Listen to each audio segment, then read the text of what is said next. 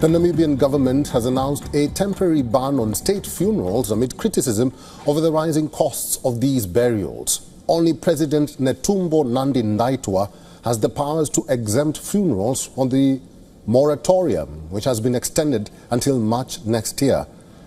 A new 7-member review committee will also be established to come up with the terms of reference and proposals on how state and official funerals should be granted going forward.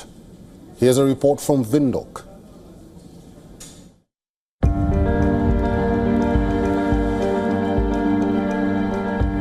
The suspension of Namibia's state funerals marks a significant turning point in the country's governance and public spending culture. Sparked by growing public outrage over the rising costs of these ceremonies and the opaque manner in which funds are allocated. The Namibian government has bowed to mounting pressure to reform what has long been seen as a sacred but costly tradition.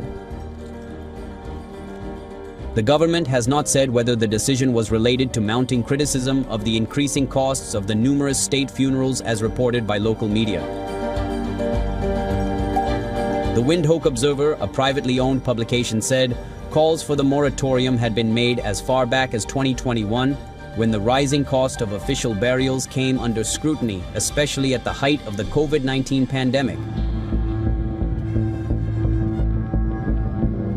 It quoted Prime Minister Elijah Ngurare, who earlier this year revealed that official funerals had cost the government $38.4 million Namibian dollars, which is $2.2 million in the 2024-2025 financial year.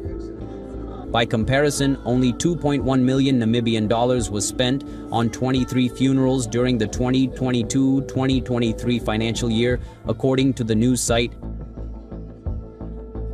The Observer said the state had spent 30 million Namibian dollars just to transport the body of founding President Sam Nujoma around the country ahead of his state funeral in February this year. Nujoma, who died at the age of 95, led the long fight for independence from South Africa after helping found Namibia's liberation movement, the Southwest Africa People's Organization, in the 1960s. After independence, Nujoma became president in 1990 and led the country until 2005. The critique of state funerals mirrors this wider continental pattern of misplaced priorities.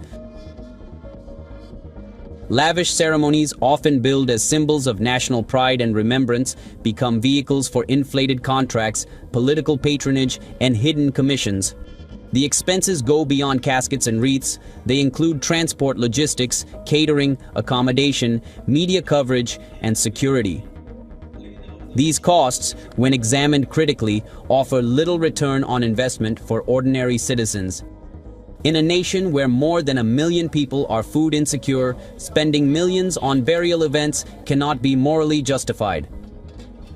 Namibia's move to pause state funerals is not merely a cost-cutting measure, it is a recognition that government legitimacy rests on responsible stewardship of public funds. Africa Bureau, WION World is One.